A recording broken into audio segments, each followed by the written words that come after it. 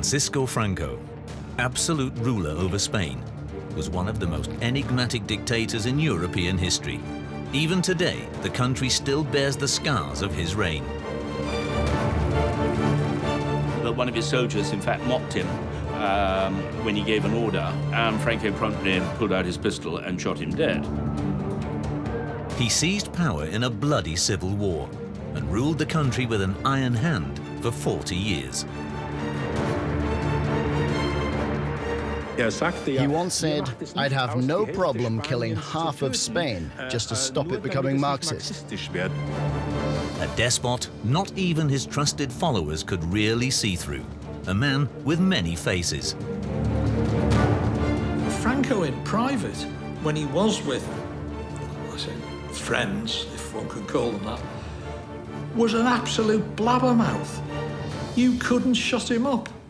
You know, and of course, once he was in power, no one dared to shut him up. In 1975, following Franco's death, Spain was a divided country, the legacy of a dictator full of enigmas. But who exactly was this Francisco Franco?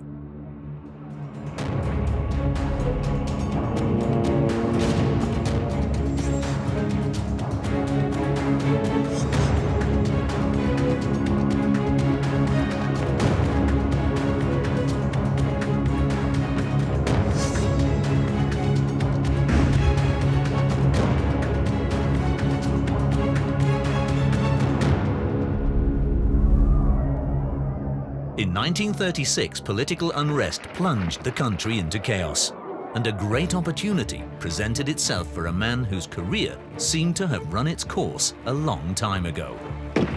General Franco instigated a coup which led to a bloody civil war. With the help of Nazi Germany, Franco's troops murdered their way to power. Hitler's air force, the Luftwaffe, used Spain as training for his war of extermination. When hostilities finally ceased, Franco declared himself the new head of state. No one dared contradict the new authoritarian leader, apart, that is, from his dominant wife. She would survive the despot.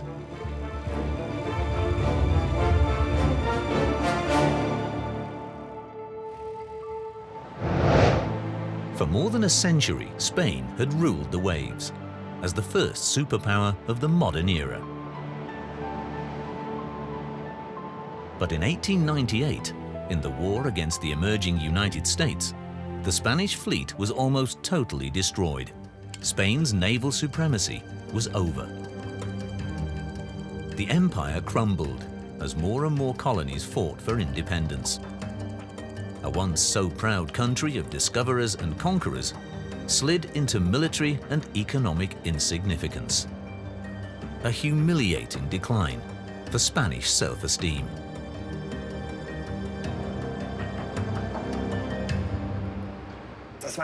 It was a traumatic experience for Spanish society, for its elites, and above all for the establishment. For the armed forces too, especially the Navy. El Ferrol, on the Atlantic coast, had once been an important military base.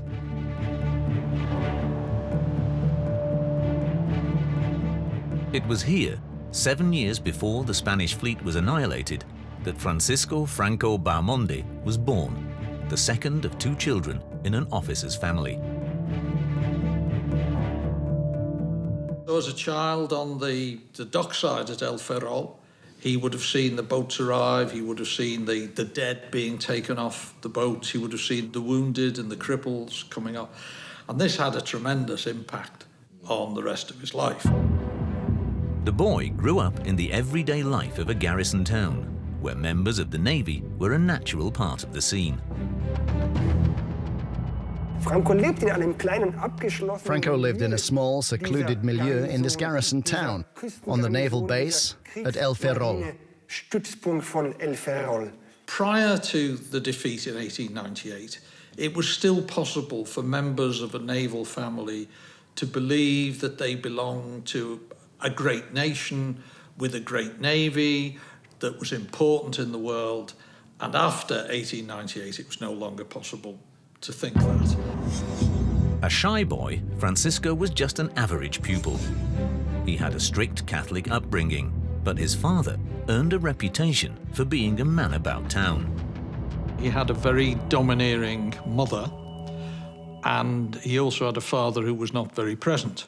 So I think it's reasonable to suppose that his was not already a happy childhood. Spain was faced with huge problems. Whereas other countries had long since placed their faith in industrialization, Spain was left lagging behind the modern era.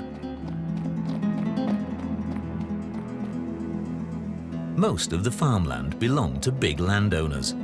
The gap between rich and poor was growing ever wider.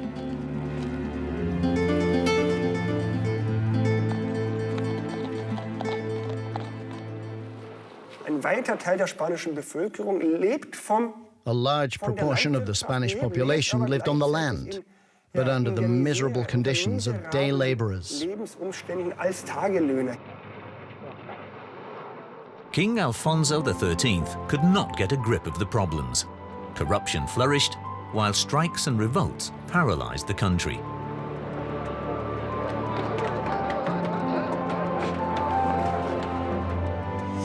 In Catalonia and the Basque Country in particular, calls for independence grew louder. The decline of the Spanish Navy shattered Franco's career dream. It now required very few recruits and took only the best. Franco was turned down. All that remained open to him was the infantry, in the form of the military academy in Toledo.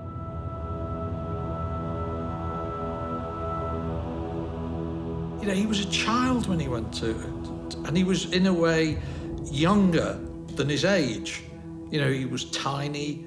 I think he must have been very unhappy in the military academy.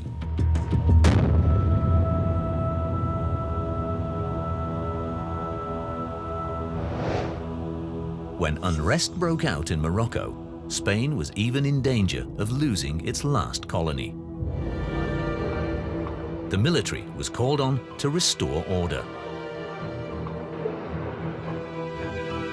Franco joined the mission to Africa. When ridiculed by his colleagues for his lack of height, he was only 1.63 meters tall, he reacted with demonstrative severity.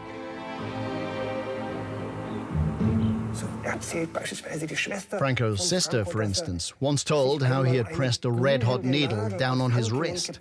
His only comment was that burned flesh smells abominably. For me, somebody who does not know fear has got serious personality deficiencies. So, yes, Franco probably didn't know fear. The Morocco mission was characterized by massive brutality.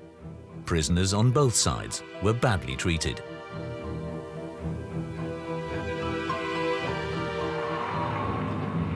It was on the colonial battlefield that Franco made his mark. At the age of 22, he became the youngest captain in the Spanish army. His hallmark was rigid discipline.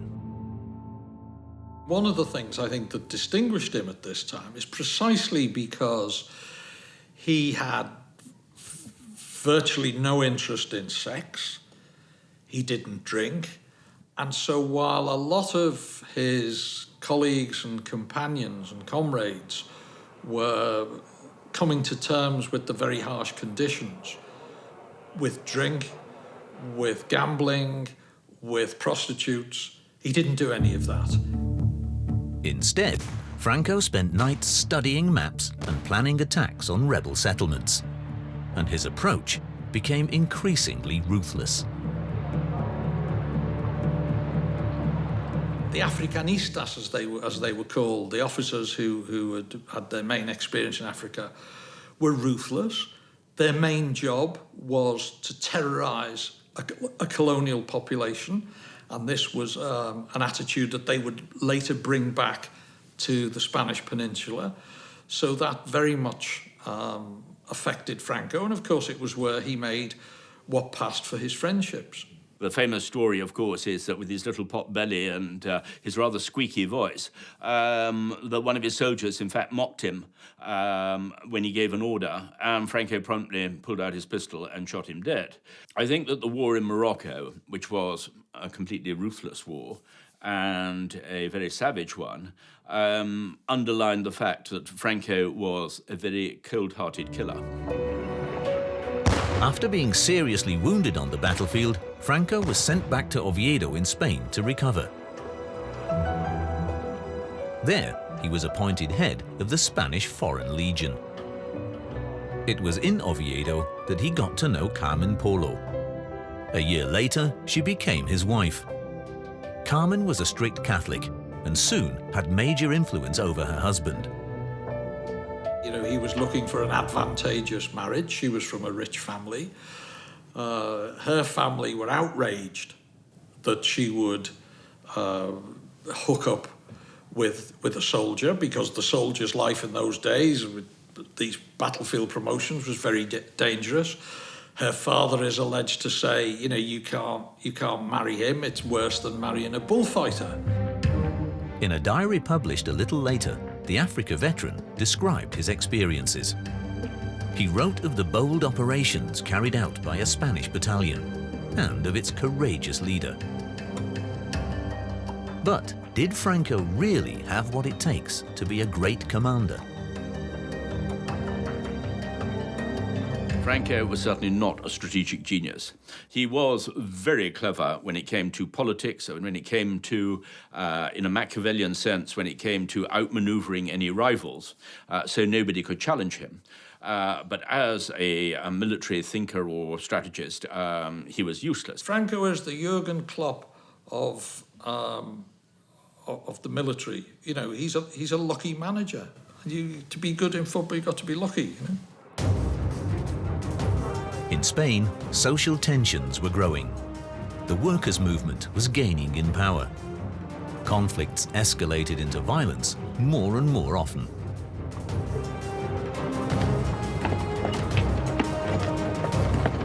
King Alfonso and his government seemed paralyzed. The army involved itself in all major issues. Above all, power was in the hands of the elites, rich industrialists, big landowners, and the church.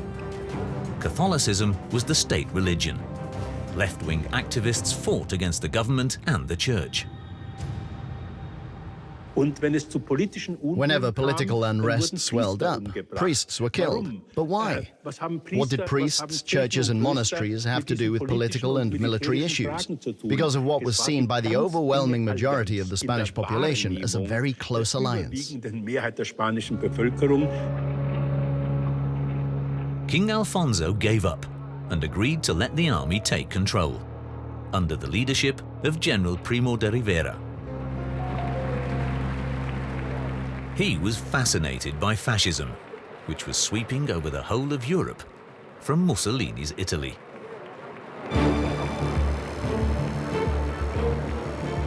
Primo de Rivera intended to lead the country out of crisis with the use of violence. Under the military dictatorship, young Francisco Franco's army career took off. He was the youngest major in the Spanish army. He was the youngest colonel. And above all, he was the youngest general. When he was made brigadier general, Franco was only 33 years old.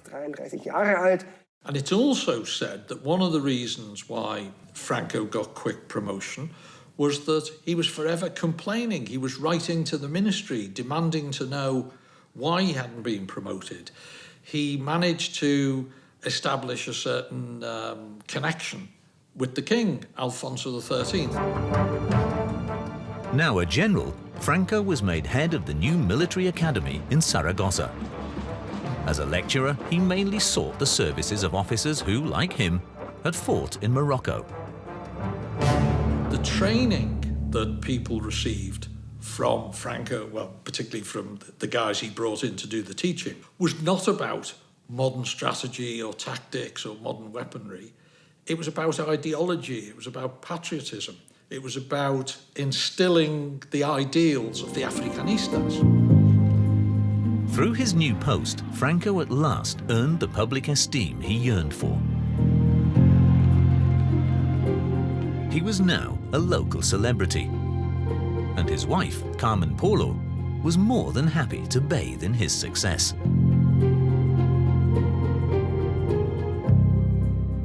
That made him one of the top figures in the town, that she loved all of that. You know, she loved hobnobbing with the Archbishop and the mayor and the local authorities. They were the things that mattered. The couple had a daughter, Carmencita. Rumor quickly spread that it was not Franco who was the father, but his younger brother, Ramon, and that the child's natural mother was not Carmen Polo, but a prostitute. We have the fact that she was never seen pregnant. We have fairly clear, again, circumstantial evidence that Franco had very little interest in sex, and this may well be to do with the very severe wound that he received in 1916, which was always referred to as a wound in the lower abdomen.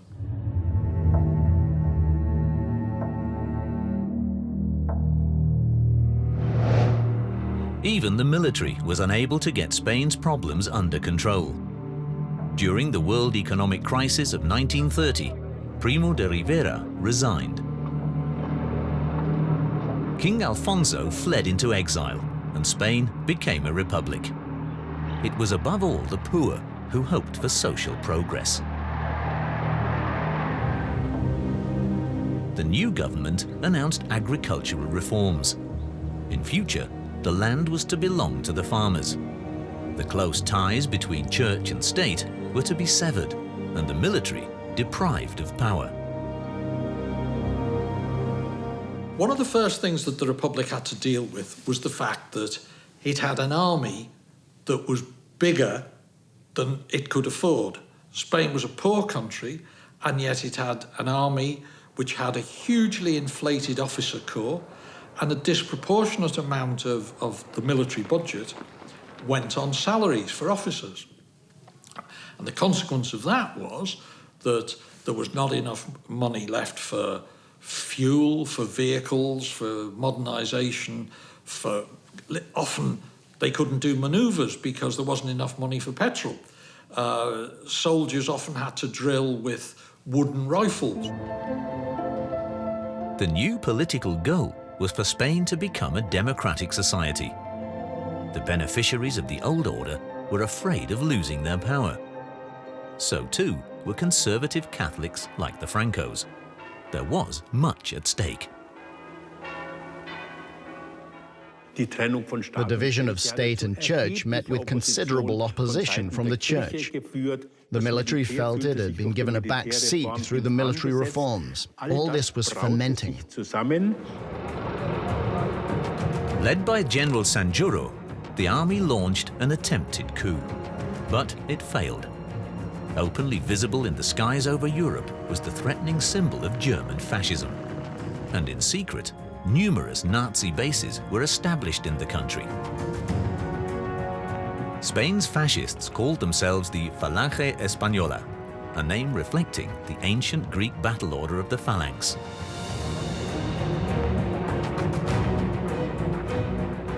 Its founder was the son of Primero de Rivera, the head of state who had resigned. It has learned from fascism what fascism has of the idea of unity, authority, and substitution of the struggles among classes by the idea of cooperation. The young republic was a powder keg. At the next elections, conservative and ultra-right-wing parties emerged victorious. They wanted to abolish democracy again. As a sign of resistance, the communists called for a general strike.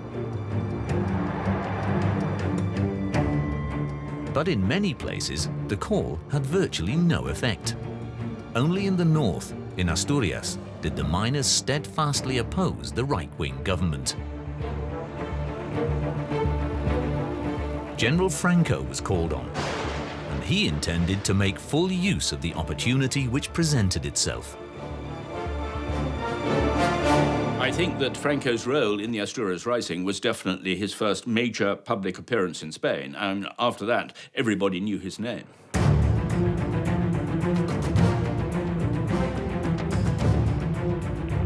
To combat the miners' resolve, the government sent in its special unit, the Foreign Legion, Franco's battle-hardened Africanistas. And effectively, the Minister of War says to Franco, I haven't a clue about how to deal with this sort of thing. You're in charge. Obviously, you can't be seen to be in charge, but you devised how you want this to be dealt with. Pass me the documents and I'll sign them. And so for a period of 2 to 3 weeks, Franco has what you could call on-the-job training as a dictator. Franco was convinced that the revolt was being masterminded by the Bolsheviks. In 20 days, resistance in Asturias was brutally crushed. Franco then ordered reprisals against the local population.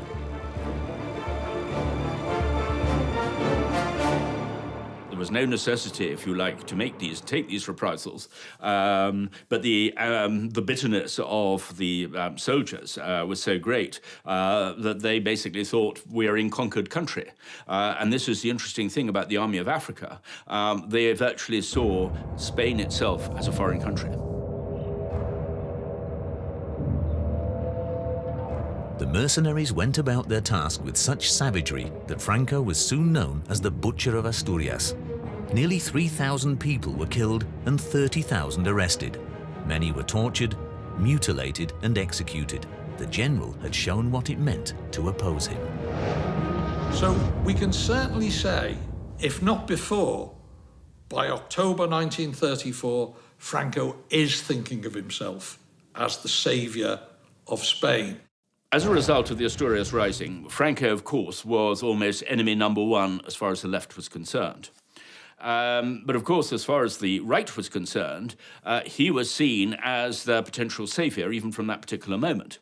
That is the reason why he was appointed Chief of the General Staff, the most important position in the whole of the army. And one of the things he does during that time is to start making preparations for a future civil war.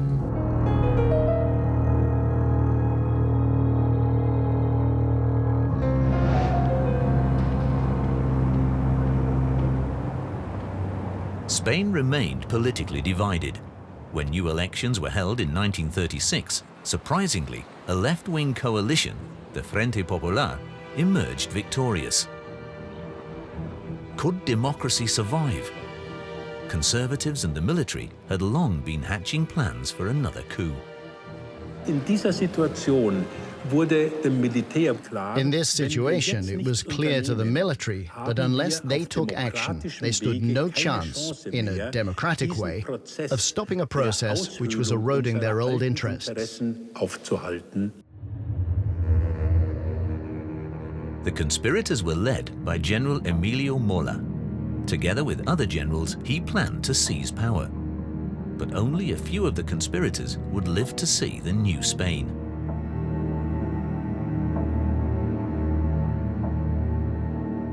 One of the conspirators, it seems, purposely remained in the background. Francisco Franco Bahamonde. The militarily equipped police force, the Guardia Civil, stood loyally on the side of the Republic. When rumors of the approaching coup began to circulate, the government banished the generals to the provinces. Franco was transferred to the Canary Islands. And the one thing Franco knew was that you cannot run a coup against the civil guard. And he was actually very, very lucky with the way things worked out, not to be put in jail. In exile on Tenerife, the neutralized general made himself at home. He learnt English, played golf, and in secret, continued to pull the strings for a coup.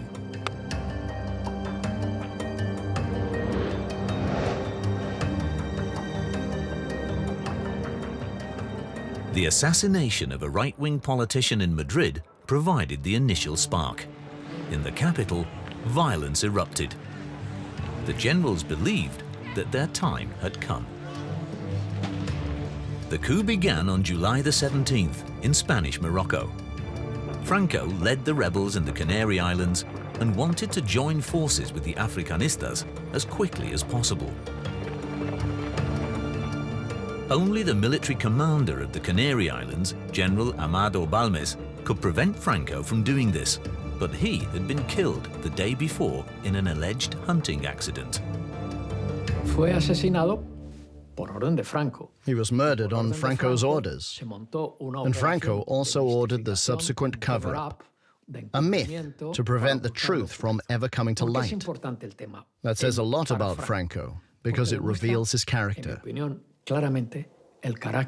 He treads carefully, looks ahead, and is cunning, and he has no scruples whatsoever. The next day, Franco flew to Morocco. His aim was to occupy southern Spain with the Africanistas. General Mola's troops advanced from the north.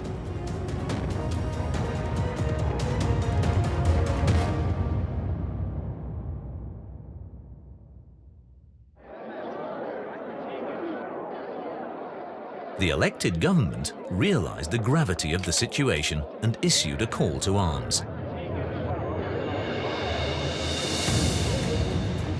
Off Gibraltar, warships loyal to the Republic blocked the straits. For the time being at least, Franco's Africanista army was prevented from landing in Spain. Yet his troops in particular were of great importance to the coup. Of all the various generals with all their various jobs, Franco is the one who is in charge of the one part of the Spanish armed forces that actually works. But Franco had a plan and good contacts with the Nazis in Germany. Franco's first contact came before the Civil War, particularly with Admiral Canaris, the head of the Abwehr, who he'd met on numerous occasions. Canaris used to travel frequently to Spain. He was very much of a Hispanophile, and he certainly was keeping contact and realized that Franco was obviously the rising power within the Spanish army and must have sought him out. ¿Quieres decirle algo a los niños alemanes? ¿Pero qué les digo? Lo que quieras. Anda. Pido a Dios que todos los niños del mundo no conozcan los sufrimientos y las tristezas que tienen los niños que están aún en poder de los enemigos de mi patria. Yo deseo que todos los niños españoles tengan una casa alegre, con cariño y con juguetes, y por eso envío un beso a todos los niños del mundo.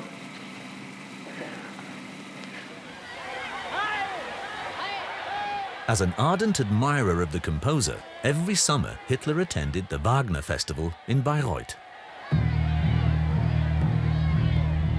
Franco asked two German business friends from Morocco for help. He wanted Johannes Bernhard and Adolf Langenheim to make contact with Hitler. The two members of the National Socialist Party traveled especially to Bayreuth and handed Hitler a personal letter from Franco. It's certainly true that it was, shall we say, a good moment for them to have gone to see Hitler at Bayreuth, because, of course, Hitler was very emotional during the period of the Wagner season at Bayreuth. And, of course, it was typical that Goering immediately wanted to call the operation Sauberfeuer, purely because of the final act. Hitler acted immediately. He sent transport aircraft to Morocco and 6 fighter planes as an escort. Without that air bridge, the coup would have collapsed, so Germany must bear much of the responsibility for the civil war ever erupting. The rebels were supposed to be led by General Sanjuro, who had been banished to Portugal. But he was killed when his plane crashed on its way to Spain. As a result, Franco took over command of all troops in the south. In the north, General Mola continued to advance. Franco was tasked with taking Madrid.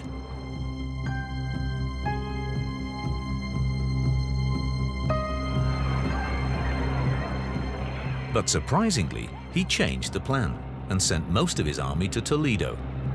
The city was firmly in Republican hands. The siege cost Franco several weeks, but in the end, he was able to take the Alcazar, the historic fortress. And that was vital in the world of the nationalists because the Alcazar was seen almost as a symbol of Republican survival and of bravery and sacrifice.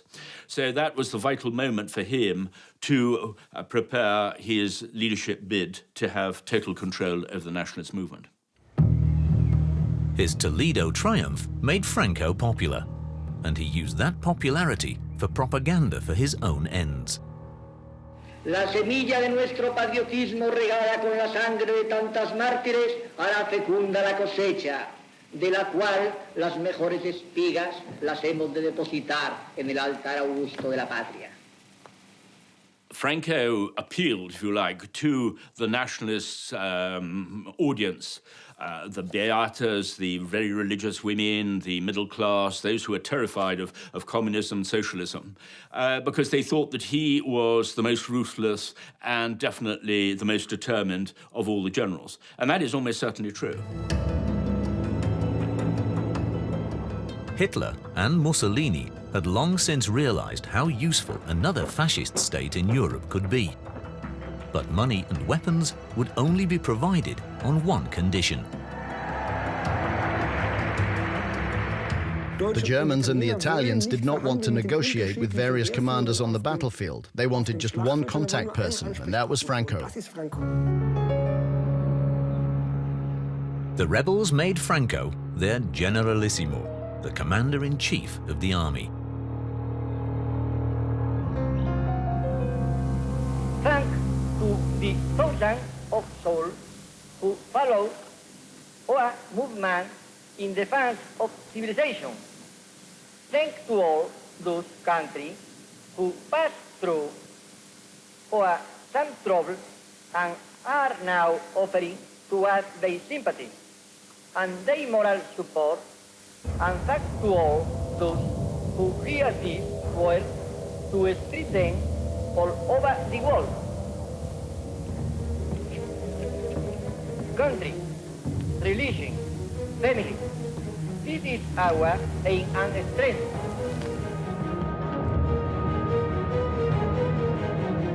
The Civil War was now raging.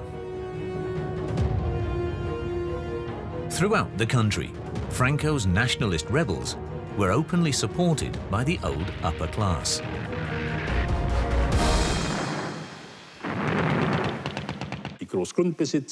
After the coup, the big landowners, the bankers, the entrepreneurs, and the church all regained their old positions. Nach dem Putsch der Militärs wiedererlangt.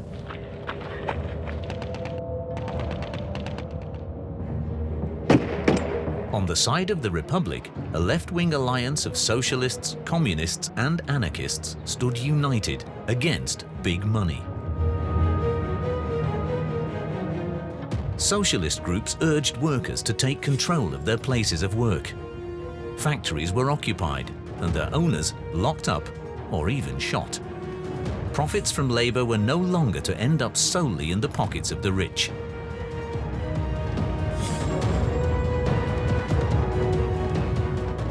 Agricultural workers also revolted and fought for the collectivization of farmland. The unrest in Barcelona alone cost 400 lives, and often the fronts were blurred. The battles between hostile groups were never ending. I think all of the generals expected the war would last a couple of weeks. Franco, I think, was one of the few who thought that it would last longer. Now, that's not to say he thought it would last 3 years, but he was more cautious than the others.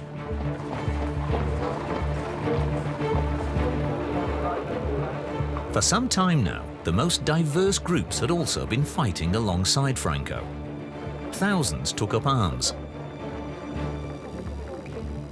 Monarchists who wanted to see King Alfonso back on the throne, Carlists who wanted a Bourbon as regent, and the Falange Española who glorified fascism. Franco really ignored the Falange up until the outbreak of the Civil War. One must remember that even in the elections of February 1936, the Falange achieved no more than about 1,000 votes per province in Spain.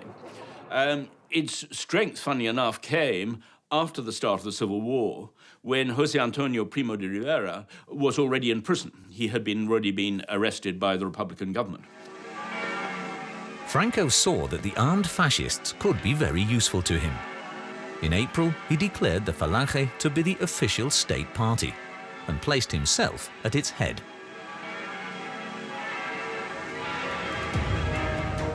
As they marched on Madrid, the rebels destroyed everything in their path, even if it was of no military importance.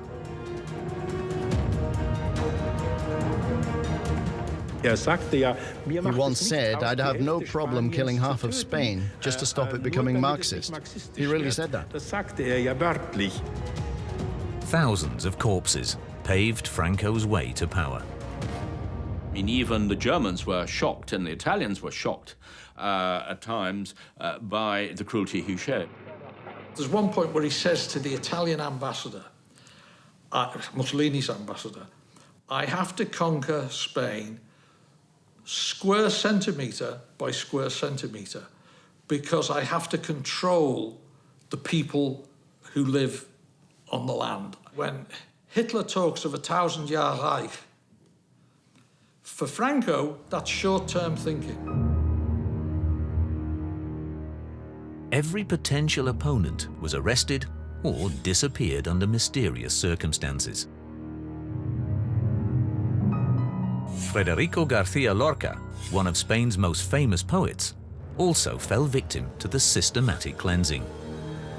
His body was simply buried by the roadside.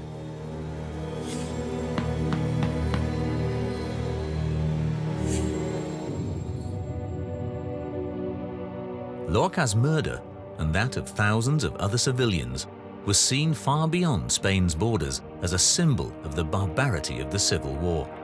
The world was shocked as it learned more and more about the carnage.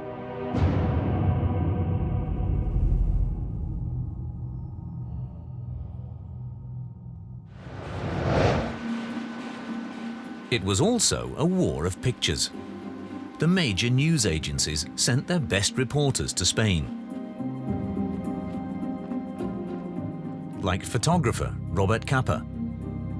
His picture of the falling soldier became an icon of the 20th century.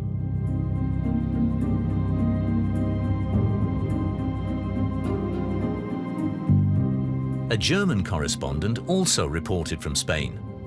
Herbert Frahm reported on the Civil War for several newspapers. He had fled from the Nazi dictatorship, initially to Norway, and had only recently changed his name.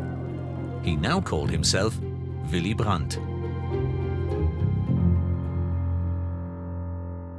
The Spanish Civil War had an extraordinary emotional appeal right across the world. So from that point of view, it seemed to symbolize the great clash of a whole generation. Nazi Germany and Italy had already officially recognized Franco as Spain's head of government, even though his forces had still not taken Madrid. And the Republicans were being reinforced by the international brigades, volunteers from all over the world. Many had communist leanings, and few had ever held a weapon before. Their motivation was to stop the advance of fascism in Europe. Spain was on its way to becoming a new fascist state. The Spanish Civil War was everybody's fight, and that became apparent very, very quickly. The ranks of the left-wing fighters included prominent intellectuals, like writers Ernest Hemingway and George Orwell, and eminent documentary filmmaker Joris Ivens from the Netherlands. In Spain, Ivens spent months filming in the theatres of war. His documentary became an international indictment of fascism. Ivens provided a different perspective from that of Frankist propaganda.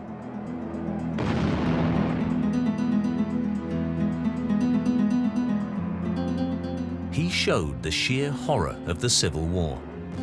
His documentary from the perspective of the Spanish people is still regarded as a masterpiece. And what position did the other countries in Europe take with regards to events in Spain? In London, a non-intervention committee was set up. As members, even Germany and Italy claimed to be neutral, yet they had long been playing a role in Spain.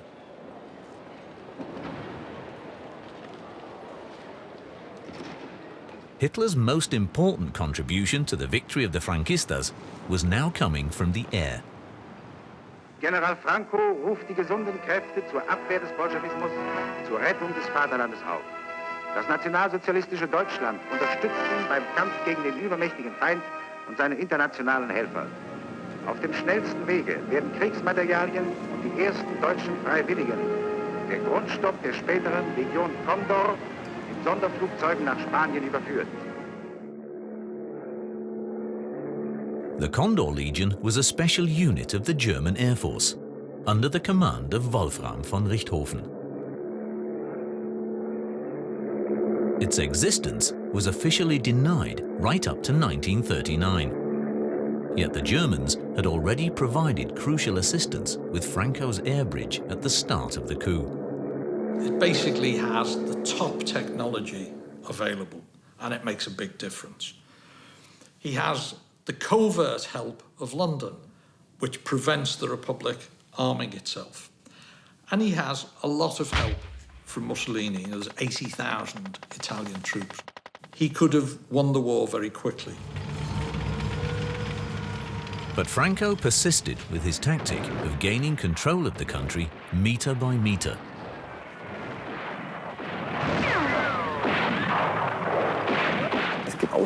Comments were made by Mussolini and Wolfram von Richthofen, who were tearing their hair out at this unnecessarily slow and exhausting approach by Franco.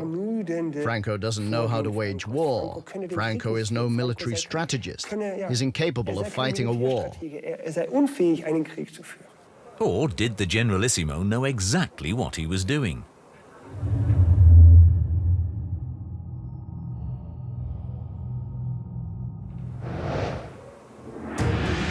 Franco had already taken the south and stabilized his front outside Madrid.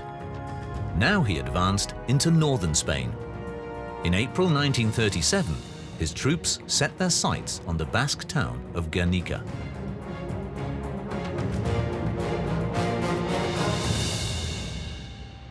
Guernica had been a holy place for the Basques and a symbol of their independence ever since the 14th century. A bridge in the center of town was seen as being of strategic importance to the Republicans. Allegedly, when Franco called for the German bombers, the bridge was to be the sole target. The Condor Legion dropped some 30 tons of bombs on the town, killing around 300 of its citizens.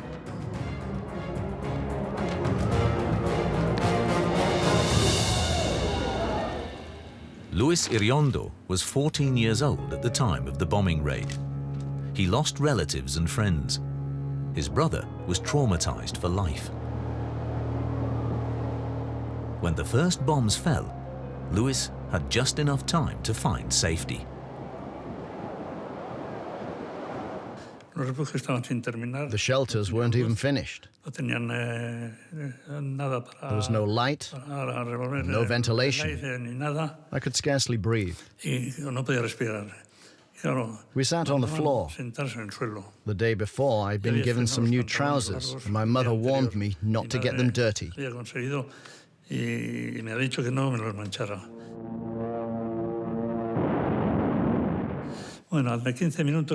After 15 minutes, someone said, "It's over." But as soon as we left the shelter, the bells started ringing again. The first planes have bombed the bridge, we thought, and now other aircraft are coming to bomb the town. Incredibly, in the end, the bridge remained intact, whereas the entire town was in flames. 80% of the buildings had been destroyed.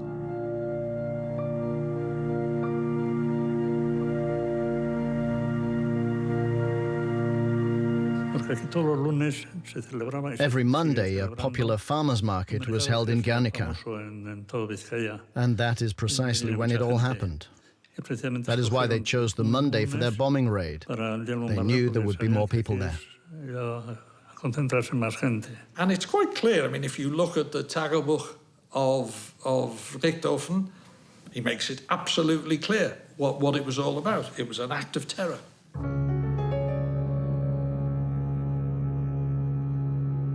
Von Richthofen wrote, Guernica, a town of 5,000 inhabitants, literally razed to the ground. The start of the blaze and the collapse of several buildings was very interesting to observe. The negligible fire brigade presence brought from San Sebastian was powerless. There was a perfidious purpose behind the seemingly indiscriminate bombing. For the German Air Force to practice under real conditions for Hitler's forthcoming war.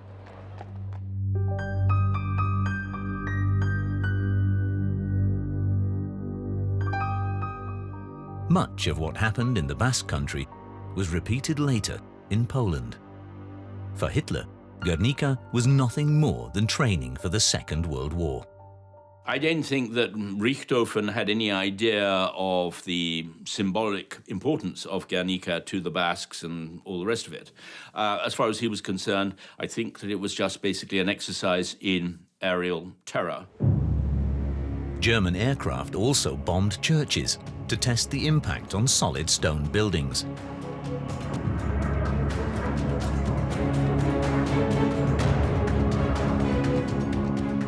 But the German pilots had little sympathy for Franco and his movement. There was an atheistic aspect to National Socialism, and many Germans were not happy that the government was fighting for clerics and big landowners. Over a beer or a glass of wine in the evening, it's alleged people would comment, "Actually, we're fighting for the wrong side." In reaction to the bombing, Picasso painted Guernica. Shown at the 1937 World Fair in Paris, the work became world famous as a symbol of the suffering of the Spanish people.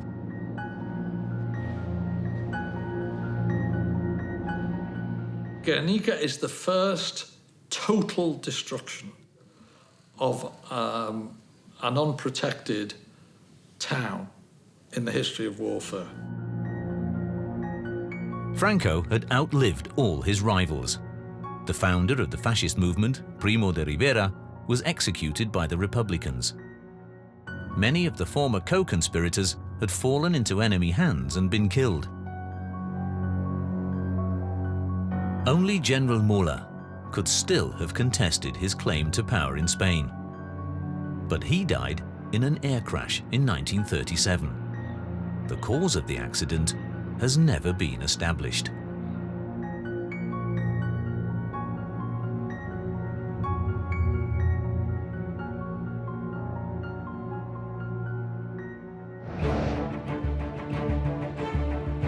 The province of Aragon in the north was one of the few regions still held by the Republicans.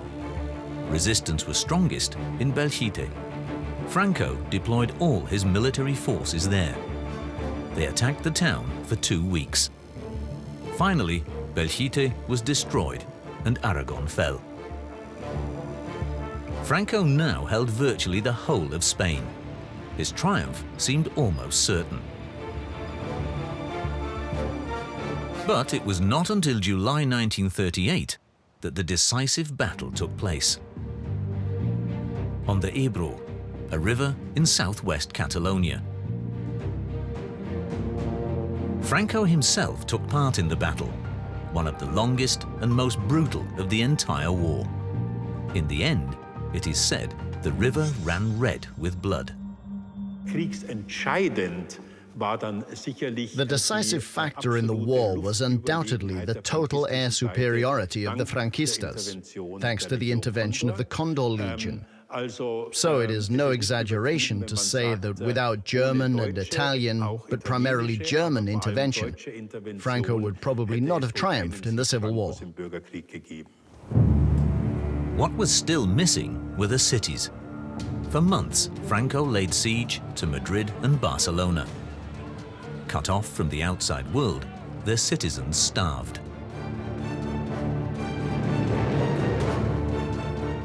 And for weeks on end, the two cities were bombed nearly every day.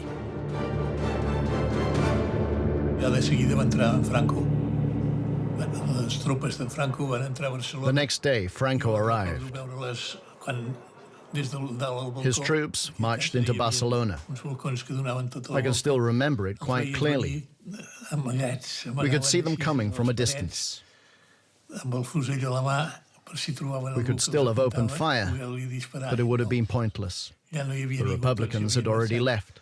En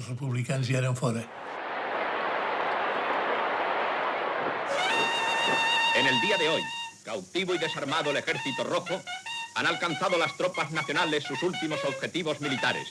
La guerra ha terminado. The cost? 500,000 dead, through warfare and terror.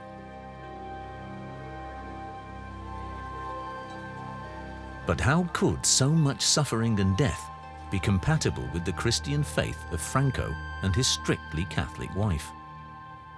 We have anecdotes to the effect that when people who knew her interceded with her, asking her to talk to Franco to stop someone being executed or so on, that she would say, you know, Paco's far too busy to be interrupted with something like this, that she did nothing, as far as we know, to soften or to limit his ruthlessness. After 3 years of civil war, the small boy from El Ferrol was ruler of Spain. Franco had achieved his goal, but his reign of terror was only just beginning.